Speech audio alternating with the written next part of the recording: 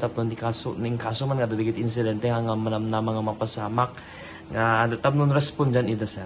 Dagiti actually kadagito nga medyo nainit, di ba? Nainit.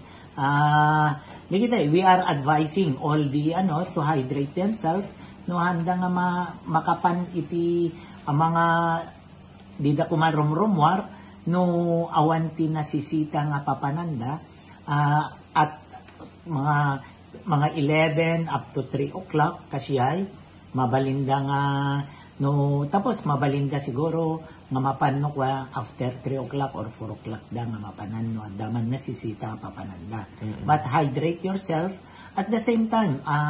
Actually the city government under the leadership of course of our mayor agpapatraining kami kadagiti barangay katno nadamit katulungan ni nga mangkita kadagiti no adamang mapaspasamak or any eventualities.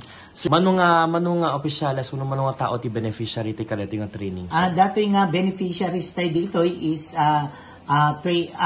kasi dinivide me dagito nga per barangay ngamin. We have 80 barangays. So dato nga itata trainingen mi for upat nga bansada nga ko na tayo sa 2020 nga ti 20 barangays in each bansada. Aging nga ton ano dati training sa? Inga na inton digat Friday. Okay. Ano dagiti training nga isusuro tayo kadakwada sa? Isursuro tayo, digitay basic life support, bandaging, first aid tayo, digitay ti may isursuro kadakwada ita.